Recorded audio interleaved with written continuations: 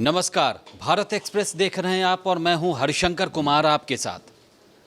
मेरा पानी उतरता देख मेरे किनारे घर मत बसा लेना, समंदर हूं लौट कर वापस आऊंगा।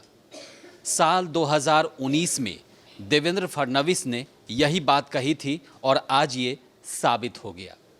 वो समंदर की तरह लौटे, तमाम विरोधियों को पछाड़ते हुए वो महाराष्ट्र के फिर से सीएम बनेंगे, मतलब तीसरी बार बनेंगे और कल शपथ लेंगे। उनके साथ दो उप मुख्यमंत्री एकनाथ शिंदे और अजीत पवार भी शपथ लेंगे। कल शाम में 5:30 बजे शपथ ग्रहण समारोह मुंबई के आज़ाद मैदान में होगा। वहाँ लाखों की भीड़ होगी। बीजेपी ही नहीं, एनसीपी, अजीत पवार गुट और एकनाथ शिंदे गुट के कार्यकर्ता भी वहां मौजूद रहेंगे। इसके अलावा कई बड़ी हस्तियां भी इस शपथ ग्रहण समारोह में शामिल होंगी। तो हम बात कर रहे थे देवेंद्र फडणवीस की। देवेंद्र फडणवीस बीजेपी के तेज तरार नेता माने जाते हैं। वो ज़मीन से जुड़े हुए नेता माने जाते हैं। हमने पहले ही बताया था, जब 23 तारीख को परिणाम आ गया था, हमने उसी दिन आपको बताया था कि देवेंद्र फडणवीस नंबर 1 पर चल रहे हैं और उनका मुख्यमंत्री बनना लगभग तय है। और आज बीजेपी आला कमान ने इस पर मुहर भी लगा दी और कल ही शपथ ग्रहण है। तो अब आगे जो बात होनी है वो है कि मंत्री इसके बाद किस किस को बनाया जाएगा। तो मंत्री को लेकर के अभी ज़्यादा कुछ क्लियर नहीं है, लेकिन हम उससे पहले बात कर लेते हैं देवेंद्र फडणवीस के करियर को लेकर। राजनीति में उनका अब अच्छा खासा करियर है, क्योंकि 3 बार तो मुख्यमंत्री रहे। उसके बाद नगर निगम से उन्होंने अपने सफ़र की शुरुआत की थी। उसके बारे में आपको बताते हैं। देवेंद्र फडणवीस का जन्म महाराष्ट्र के नागपुर में 22 जुलाई 1970 को हुआ था। देवेंद्र ने साल 2006 में अमृता फडणवीस से उनकी शादी हुई। वो बैंक में काम करती थी और एक्ट्रेस भी हैं। देवेंद्र और अमृता की एक बेटी दिविजा भी है। देवेंद्र फडणवीस की 3 मराठी किताब वो अपनी लिख चुके हैं। 2001 में फडणवीस भाजपा युवा मोर्चा के राष्ट्रीय उपाध्यक्ष बने। पिता गंगाधर राव राष्ट्रीय स्वयंसेवक संघ और जनसंघ में रहे।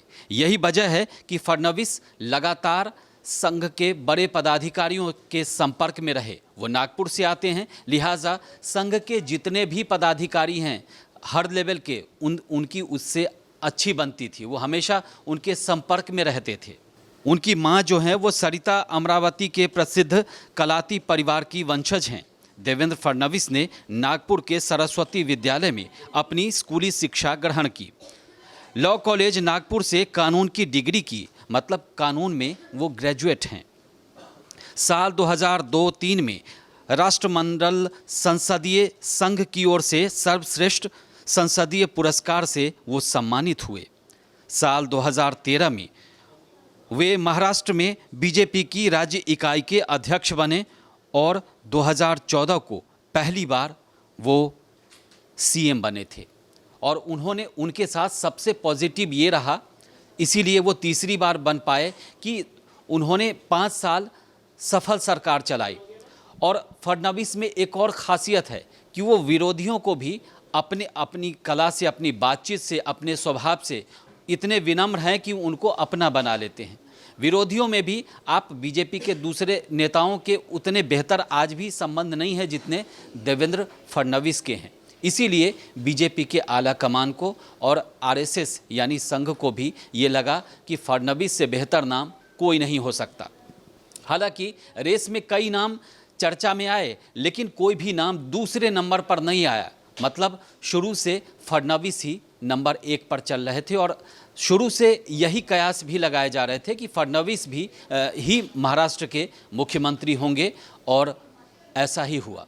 बाकी फडणवीस ने हर तरह का सफ़र देखा है। आपने पिछली सरकार में देखा कि देवेंद्र फडणवीस वहाँ के उप मुख्यमंत्री थे, लेकिन एक मुख्यमंत्री पहले और उसके बाद उन्होंने उप मुख्यमंत्री बनना स्वीकार किया। ये भी अपने आप में एक बड़ा फैसला था।